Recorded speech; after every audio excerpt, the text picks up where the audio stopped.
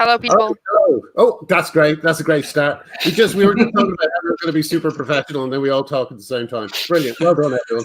I'm ending the broadcast. We blew it. That's it. It's over. Thank you very much for joining us. I'm ending the broadcast. We blew it. That's it. It's over. And also, I've also managed to turn on YouTube, which just played back my own voice at me, so I've had to turn that off. Great start. Well, we're already on our way to a million subscribers. Sorry, I'm very sweaty. It's very hot in this office. I'm going to continually have to towel myself off like I'm in a fight. It's just incredibly hot in here. So how have you been? How have you been this week? Are you surviving? Is it hot over there? It's so hot. Really? It's ridiculous.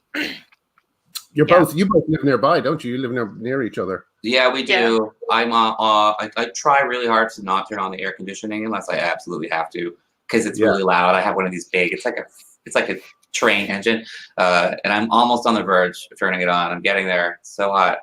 Arthur and I, my old writing partner, Arthur, who wrote Father Ted with me. We're still writing together. We're doing something together at the moment. But when we were getting successful in our early days, we used to get Americans in and meeting us. And Arthur would always say the same thing. He would say, I bet you they mentioned the air conditioning within the first 5 minutes. And it was always true. It was always true. Because over here, air conditioning is like, well, what's that? You open a window. But in America, it's almost like a skill that people have.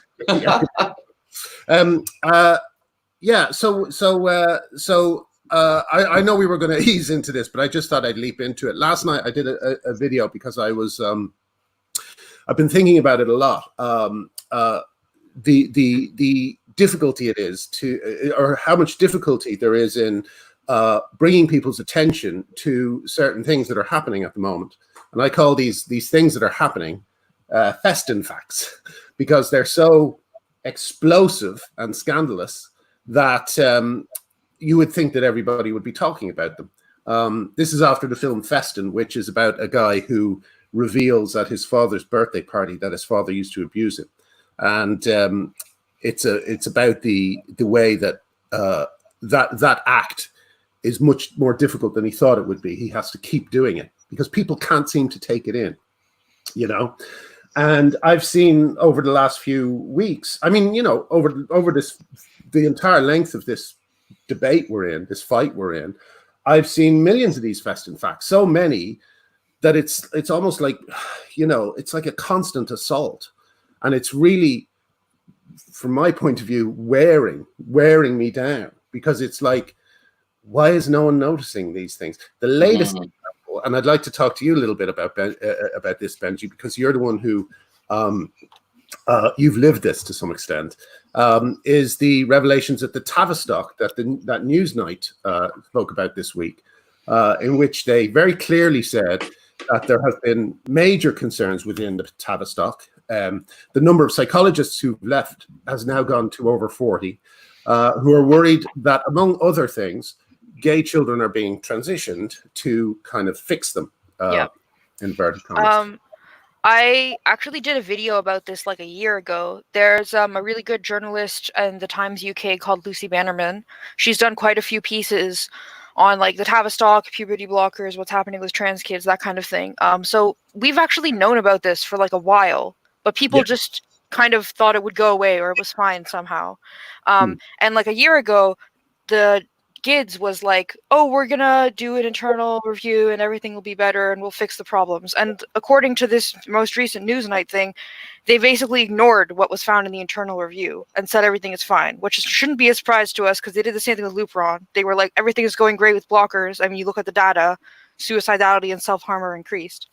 So from the Newsnight thing, can I read a few quotes? I wrote down a few quotes from the Newsnight. Sure. Okay. Sure. So this is from the actual people, like the actual Newsnight journalists. She says, homophobia in families is mentioned in all of the transcripts Newsnight has seen. So the transcripts are of an internal review conducted with the clinicians who work there. So that all of them, every single one of them mentions homophobia. So this is not like a couple of cases. This is I believe, based on what I've read, that is the reason that all these clinicians are leaving. They're realizing this is gay conversion therapy and it's upsetting to them.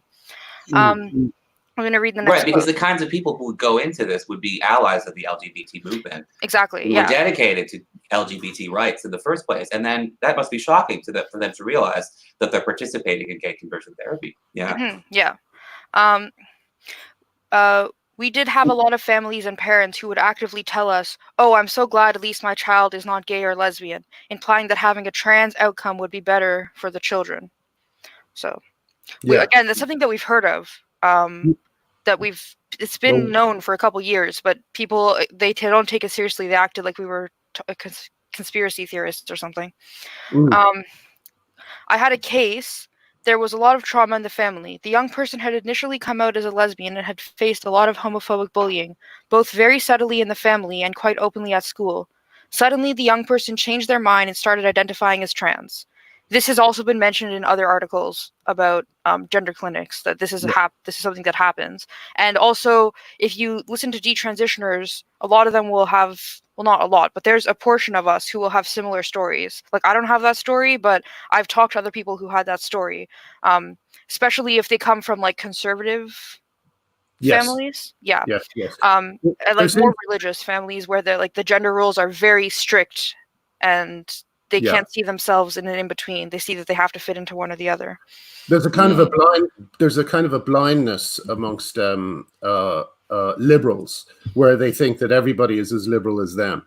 And they don't realize that homophobia can exist in the wider sense of lesbians not seeing themselves reflected in society or in culture, and a kind of micro sense, in the sense that there are individual families where and areas and schools and whatever it happens to be where homophobia is still a very real problem. Yeah, even in like very liberal schools, like kids are kids. Like they can be bullying gay people because they're gay, but even though gay marriage is legal, like, do you know what I'm saying? Homophobia is not done. It's not gone. No, I don't think it ever will be, to some degree. There's always going to be 97% of the population is going to be straight.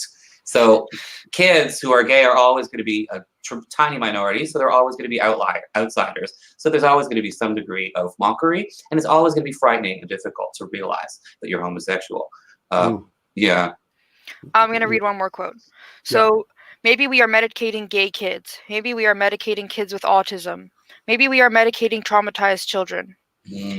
And if we are doing bad things to these vulnerable kids. Like, it's mentioned several times in the Newsnight feature that kids who are abused, they were told by senior management not to refer them to social services, or in a previous article by Lucy Bannerman, they were told that you're not allowed to discuss sexuality with the children, even though that might be a huge factor in why they're feeling this way. Like, they're literally, even if the clinicians are informed about, like, because it seems in this newest feature, they mention, like, the kids are traumatized and the kids are confused about their sexuality, which in previous articles and stuff, that isn't always the case. They haven't always mentioned that. So I think the clinicians understand now that, like, oh, kids could be coming to us for alternate reasons and then getting put down this path, and we need to be there to weed them out. I think the clinicians are on top of that now.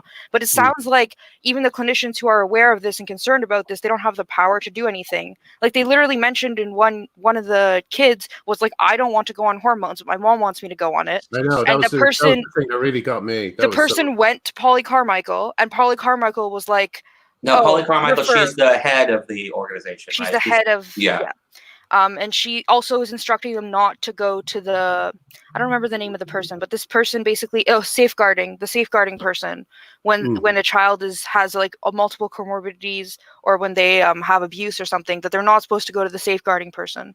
Now, so that seems shocking. Is that new? The whole idea that we're learning now that not only is there that we've known about the homophobia for a while, but now this sounds like it might be new. The revelation that higher ups are explicitly instructing these people to not report abuse to the right authorities and to not report problems to their own safeguarding expert. Is that a new revelation? I think that it's just now it's becoming public. I don't think it's a new thing. Like, if you think about, there's been other times when people at Tavistock have, I don't remember the name of the person, but I used to follow this male clinician on Twitter who used to work at the Tavistock, and he did a thread about how he had, like, multiple times like gone to like different people in authority and even like the board, the trust board, because like nobody was listening to him, saying like we're transitioning gay kids, we need to be like careful about this, and all of them basically dismissed him, and that's why he left, because he was like, I went to everybody and told them what's going on, and nobody seemed to care, and I couldn't work there anymore. What I don't understand is someone like Polly Carmichael, who's very clearly named as when that when that woman came in, and when that young girl, I think it was a young girl, said, my mother wants these hormones more than I do. And Polly Carmichael, I believe, is very clearly named as saying, no, put her on the track, put her on the trans track, you know? Yeah. Like, why aren't they worried? You know, why is someone like Polly Carmichael not worried about, you know, being sued, going to jail? What is going on there? How can they think they're going to get away with this? I think they literally just thought that their fate is tied to the fate of the clinicians. So if the Tavistock looks bad, the clinicians look bad, so the clinicians will try and keep their mouth shut. I think they just assumed that people didn't want to confront the issue publicly, and so they would be okay with. That's what I think, anyway. I think maybe also the fact that the full weight of someone like Stonewall UK is behind them, and the full weight of all these organizations, and Stonewall by kind of infiltrating society, or with this kind of gender ideology infiltrating society through Stonewall, they feel they have a safety net, I guess, to some extent. Or maybe they think they'll just get a seat in the House of Lords like Ruth Hunt did.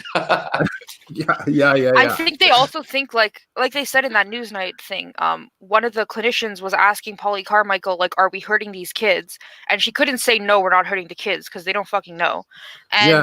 And she also said, am I going to be sued? And Polly Carmichael's response was, well, don't worry, you won't be sued. The Tavistock will be sued.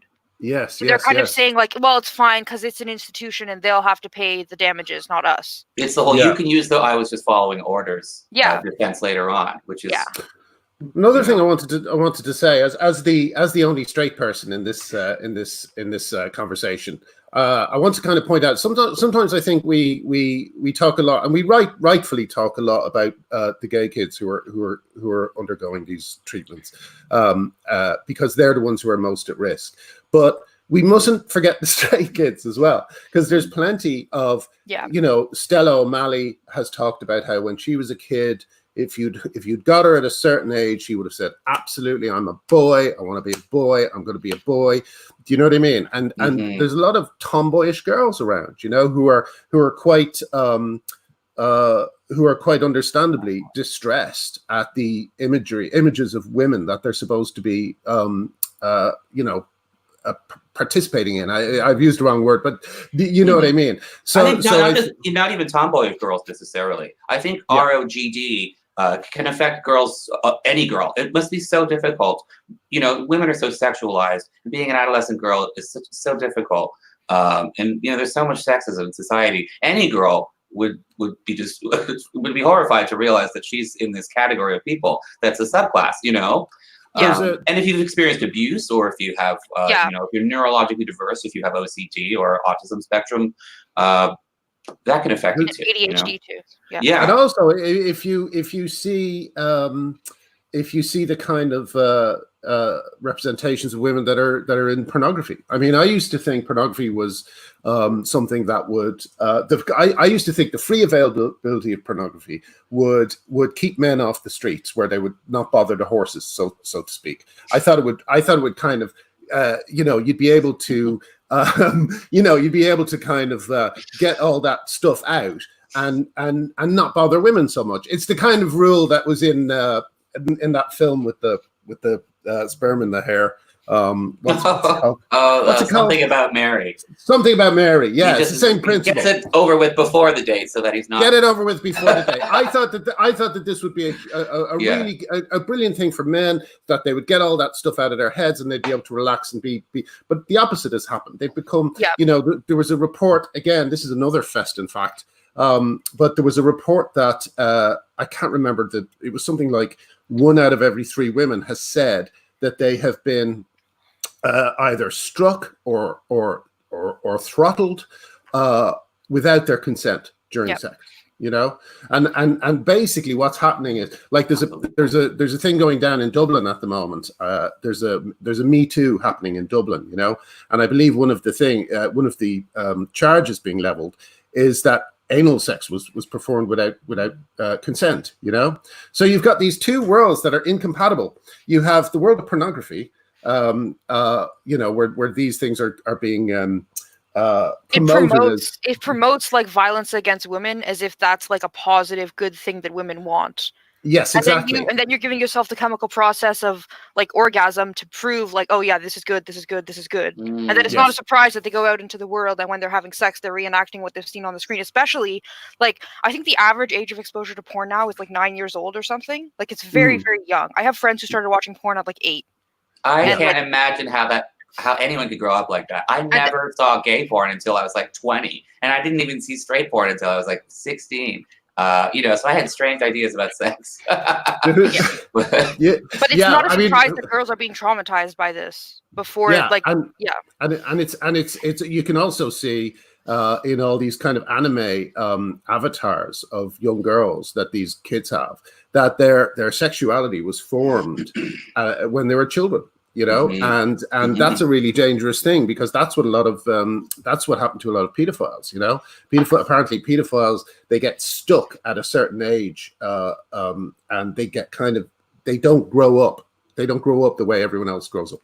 And I think that the way pornography works at the moment, with these hypersexualized images of very young girls in anime, it's a really dangerous thing. You know, it's a really dangerous thing. And I'll tell you another thing that happened that's really frightening. Do you remember the cartoon that was in some, you know, probably some, I don't know, some online write-on comic that showed how to safely perform breath play? Yes. Yeah.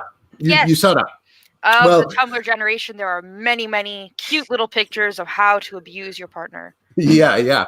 And what it literally had a color chart, so that you could, if I remember, I'll try and find a link to it and post it in the comments. But it had a color chart showing the color of the person's face, and it said if their color is blue, if their color is like this, then don't strangle them. If their color is blue, then stop immediately. That type of thing, you know? I mean, it's the most extraordinary thing. And it's like this cartoony image, and I sometimes share it, but I try not to, because, you know, it makes your timeline look insane, you know, more insane than mine does at the moment. So I thought I'd look for it, right? So I did a search, breath play. I did a search, breath play into I don't even like that. I've never heard that term, breath play, before. It's a grotesque, way too euphemizing word. No, it's but called strangulation, you know. Yeah, exactly. Choking. But I used it specifically because I didn't want to see anything unpleasant. I didn't want to see anything horrible, you know. So I put in breath play, and I made the mistake of turning safe search off, and it was a wall of, and this is breath play, right? It was a wall of images of women who had plastic bags over their heads. And they were obviously being, you know, sexual, you know, someone was having sex with them at the same time. You know, it was the most frightening thing. It was like opening a dimension into hell, you know? And it reminded me of two things. It reminded me, one, never, ever, ever turn safe search off on any search engine, you know? And it also kind of reminded me of the difference between these two realities. You have the cutesified, you know, this is the color chart and the drawing and stuff, which is frightening enough already. But then you have the reality of it, you know, which is really, really disturbing and horrible. It's almost like abusive in reality, and it's dangerous. I know somebody who died from autoerotic asphyxiation. Really? Yeah, he died from it. Accidentally killed and another himself. thing to consider is that when you're on HRT, so trans people who I think are like disproportionately more kinky than non-trans people, and that's my opinion, based on what I've seen. But if you're on HRT, you have a much higher chance of stroking, so you should not be doing breath play at all. But there's a lot of other things that people on HRT are not aware of or ignore. Like you shouldn't be doing any like party drugs if you're a male on HRT, because messes with your brain chemistry. It has like an interaction with hormones. Like you also shouldn't be drinking very much because your liver is being overtaxed. There's a lot of things. Anyway. Benji, can I ask, is there a similar clinic in Canada to the Tavistock, and does it operate? That's kind of what I was actually going to say. So the reason that I keep talking about the Tavistock and like made a video about it and stuff is because that's what I have information about. That's what's being reported on. And in the UK, because it's like public information, because it's a public institution, people can actually, like that, Michael Biggs can actually look stuff up and tell us what's going on. In Canada, it's not the same. It's our system is very fractured.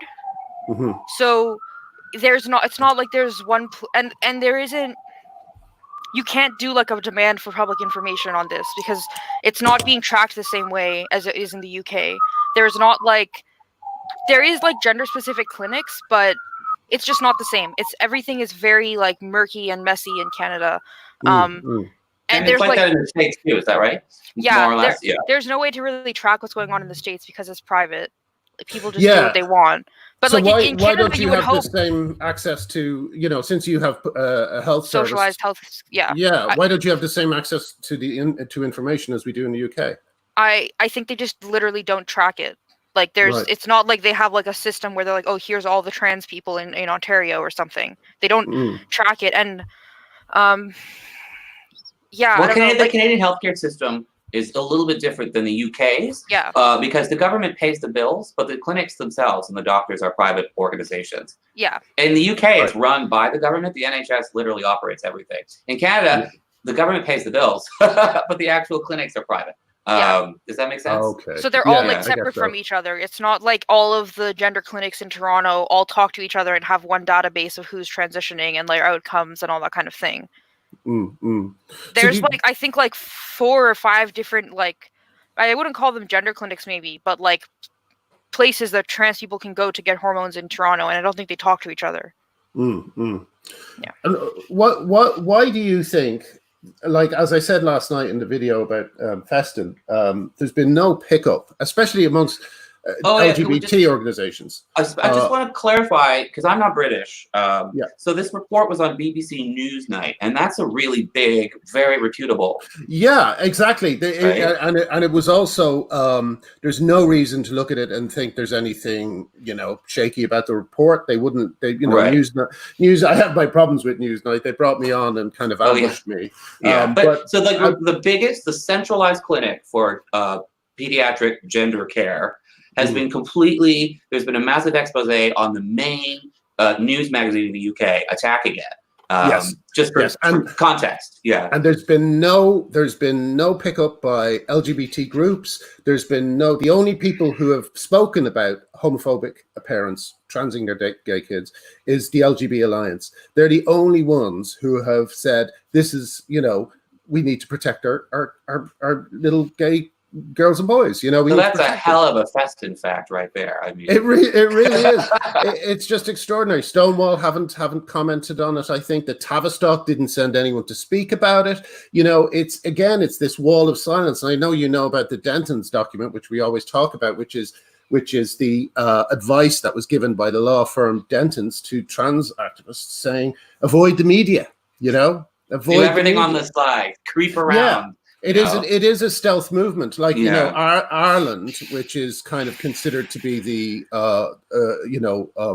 a wonderful kind of woke paradise.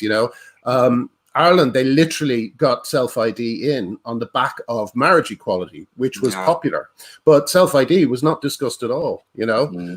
So what do you attribute, Benji, the lack of pickup? Why are people not talking about it? Why is it not?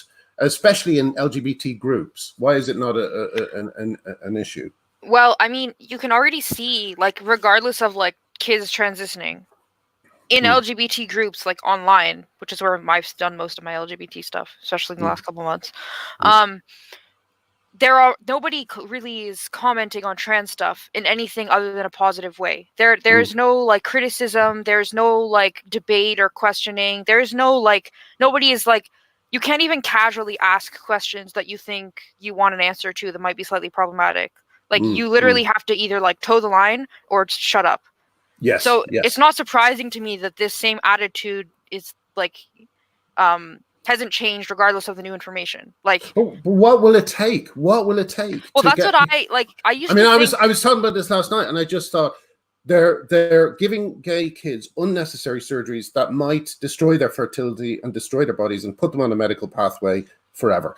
How is that not the biggest story in the UK at the moment? Do you know what I No, mean? it should be. I also think people. I think people honestly are just really uninformed about this, and if that's the first time they've ever heard of anything suspicious happening, they're inclined to give the benefit of the doubt to like the system of transition, I guess. I also notice, I also notice the usual kind of what do you call them?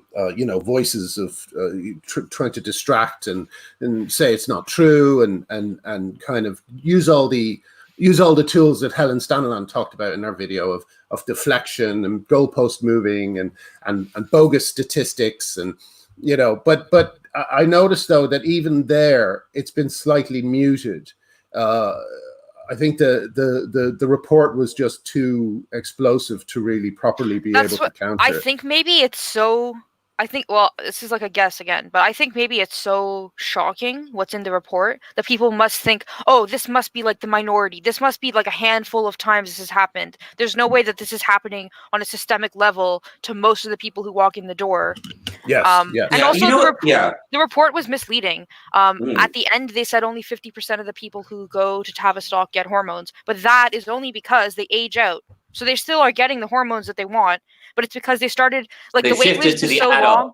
Yeah, the wait list is so long that if they get referred when they're 16 and they go and see the clinician once, by the time they see the clinician again, they're over 18. So they're getting the hormones still, but from the adult instead of the child gender clinic. Like, I think that's one thing that happens, isn't it? There's ways, isn't there, of that are discussed in forums and so on of separating the people who are helping you with hormones and stuff, so that you can get them when you shouldn't be getting them, and get them from different providers and stuff like that. Is that right?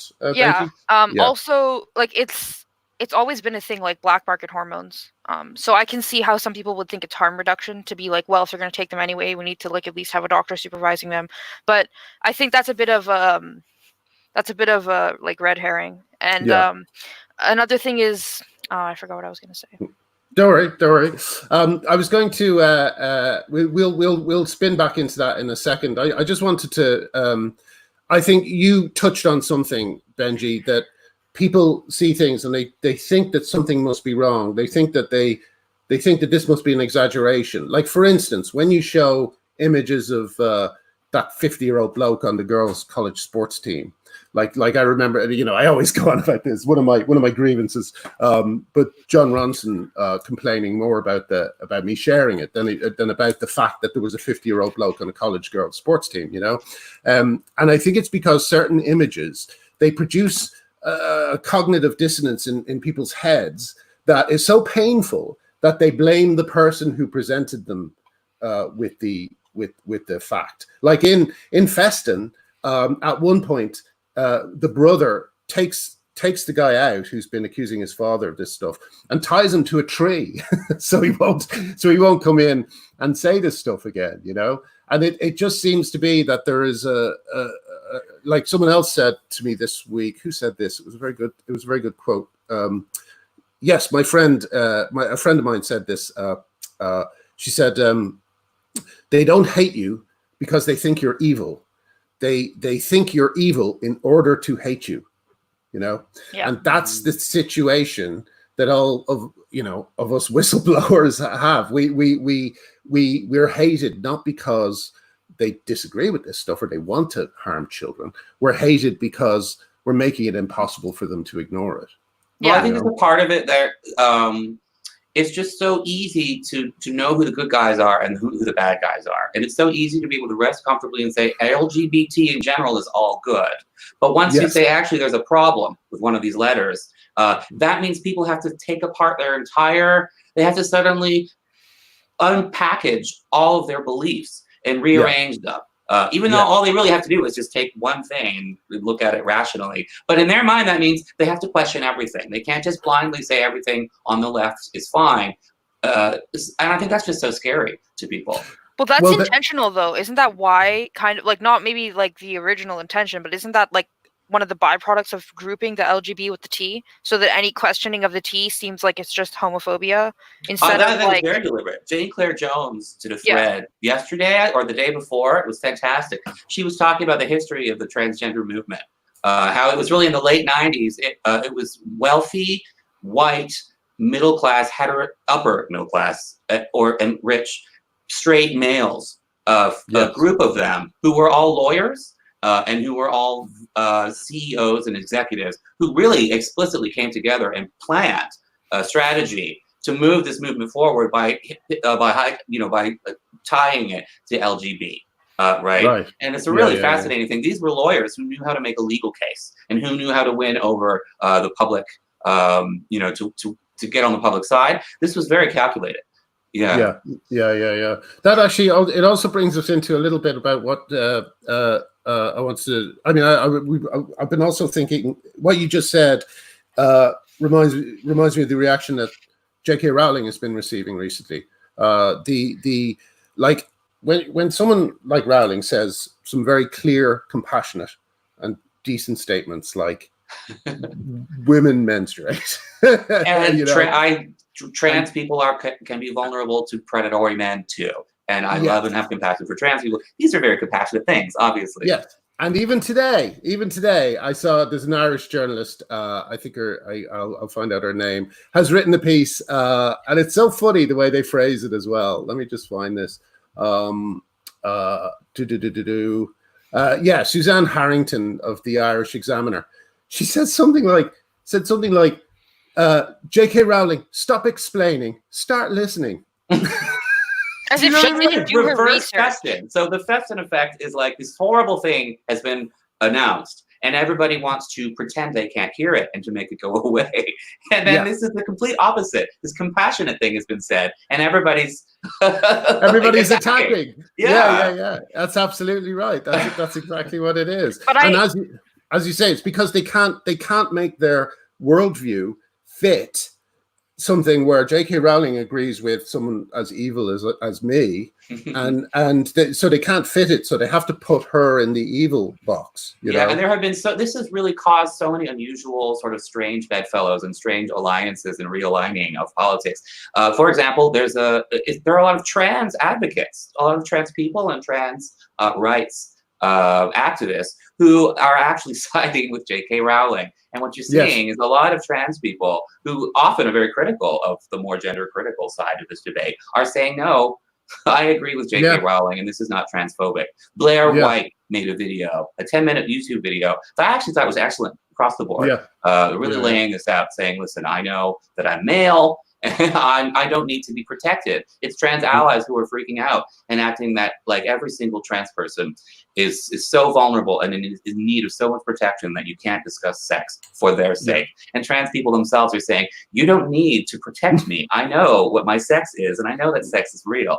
So it's been a very unusual week in that a lot of trans people are the ones saying J.K. Rowling is great. And it's trans allies who are freaking out and like having their tattoos removed. I think that this might be a bit of a watershed moment because maybe I'm overstating it. I don't know. But I feel like for a long time, the minority of radical trans activists who are like against biology and against reality and against like the experiences of people who are not trans, they've been kind of like leading the conversation. And a lot of trans people have kind of been like hands off, like, it's not really my problem. What can I do about it?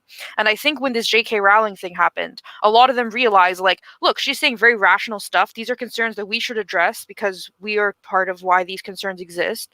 And they're saying, like, look, these people are all reacting like,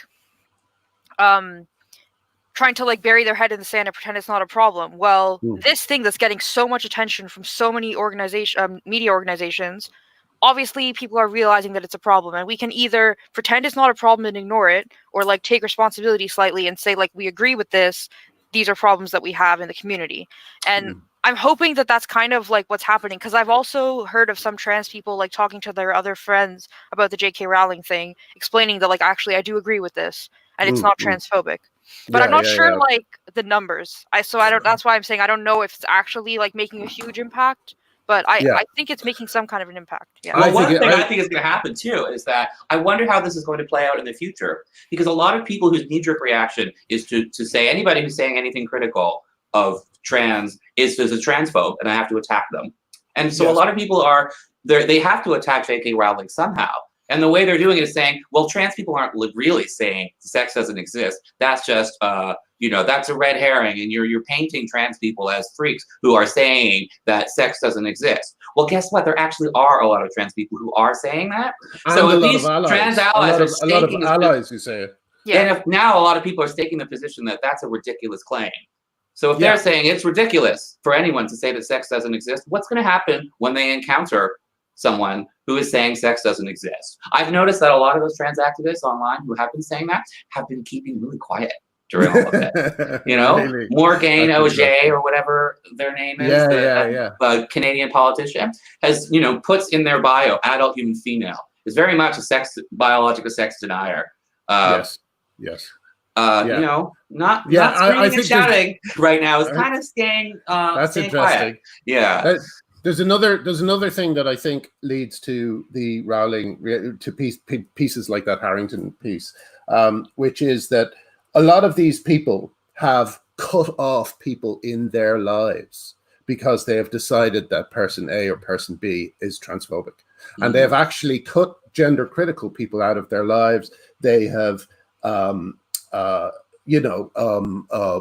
remove them from Facebook or whatever, or block them on Twitter or whatever, and they have to face up to the fact that, oh, we fucked up. I have a similar thing, really, because I think, I'd like to talk in a future episode about where the left and right are on this, because it's an interesting wider subject. But I think during Gamergate, I think that I cast a lot of people who really were involved in Gamergate because they were interested in games and not because they were interested in hounding women offline. I think there were a lot of people who were on board with Gamergate for that reason. But there were also, just to explain to people, Gamergate was a big campaign that began as one thing and turned into another, and it's very hard to see what parts of it were. It was supposed to be about, the big joke was that it was about ethics in game reviewing or something like this, but it was also about driving women like Anita Sarkeesian offline, and it was a pretty toxic mix of things. But at the time, I thought it was very simple. I thought it was very, very simple. I just thought, these people are evil and these people are good. And then when I got into this fight, I realized that some of the people I thought were evil, like there was one person called Super Space Girl who I was defending during Gamergate. I thought I was defending a woman. And I saw a photograph of him, and he's got a beard down to his testicles, And it's like Gandalf. He's Gandalf. He looked like Gandalf, a bald Gandalf. A bald Gandalf who watches way too much anime porn, probably. Exactly, and who likes. Well, I better not say anything that might get me sued. But the thing is, I thought I was defending women, and I wasn't. I wasn't all the time. I was defending some of these hyper political AGP men who hate women. And I kind of just got sucked into it as well. I did good things during that time as well, but I also did some bad things. I did some things that I now look back on and realize, I was doing exactly what people are doing to me now. And I know from being in my position how difficult it is to say, I might have got some of these things wrong, because at the time my certainty was diamond hard. I was sure I was on the right side of things. To kind of draw that back to like the trans discussion, like with hormone blockers, people are literally told like, this is a pause button, it's going to make their life better, it's going to decrease their suicidality. This is what it says on like every single article.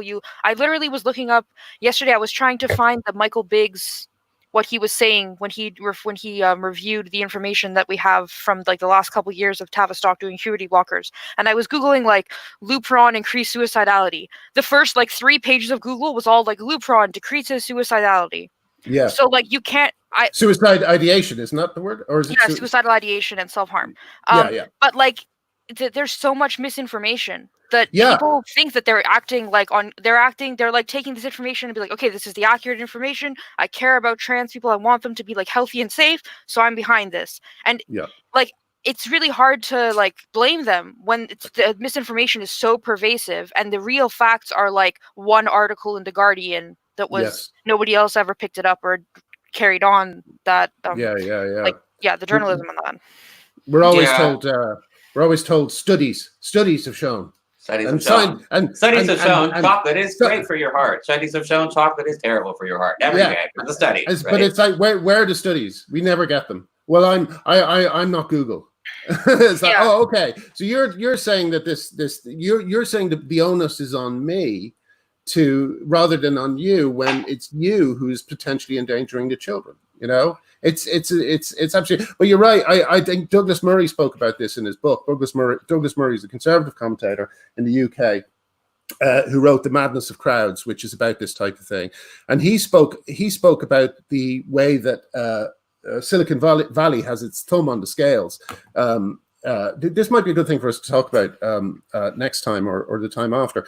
And you will notice that, as you say, Benji, if you look into something like safety of such and such, and if it supports the trans activist point of view, it's the first couple of pages of results, and people don't have the internet savvy to know how to do a proper search. Well, it's not even that, though. It's like you literally need to know the name of the person, or like you literally need to know the exact year and university at which it happened to find it. It's so hard to find it unless you actually know what you're looking for. It's almost impossible, I think. I wonder if that's something that someone out there, someone who's got time on their hands, can kind of have a think about and look into, trying to get that information into more prominent places. You know, obviously we know that the other side games the algorithms so that there's a kind of a wall of disinformation. But I wonder whether someone on our side could kind of redress the balance a little bit. You know, I do it, but I'm slightly busy at the moment putting out fires. But yeah, so well, I think we're coming up to our 42nd minutes. That feels like a kind of a, I don't know. Is there anything else anyone wants to gab about? What do we call this, by the way? What do we call it? I didn't know what to call it. Maybe we should solicit some suggestions from. Oh yeah, no, don't do that. Then people just go, okay. Call it Graham's arse or something, you know. They'll call it Bodie McBoatface. The blog. But anything else that's been kind of interesting? Can I just say thanks to the people in the live chat who've been commenting, and especially to Tish. She's had some really, like, she mentioned the name of the clinician that I couldn't remember his name, Marcus Evans, and yeah. Tish. I love Tish. She was one of the first people to sort of promote my my YouTube channel when I just made it and threw it out there. It had 2 views. Wow. Tish is great. Tish is someone who has how do I get rid of this comment? Tish, oh god, oh yeah, there we go. Tish is someone who's I think she's open in saying this. Her son is a gay man who thought he might be a woman, and she basically has been fighting like a tiger for him, and now he, guess what, is a gay man, is a happy gay man. You know? Oh, is he sort of stepping away from transition? I think so, Tish. I mean, I hope I'm right there. I'm not sure about that. I'm not sure about that, to be honest. Oh right. Well, I think maybe it's an ongoing fight, but I think that might be confusing her with someone else, because there's a couple of like parents on Twitter who. Yeah. You know, I met one parent in real life once, and it really upset me. He said he said that it was at a woman's place meeting or something like that, and he said he was an alcoholic, and he had just come back off a 2-week bender because he couldn't stop his daughter from having a double mastectomy. You know, and you know, it's things like that always stick with me. You know, and it's things like that I think it's important for us to keep going, even in a hot, sweaty room trying to do a podcast.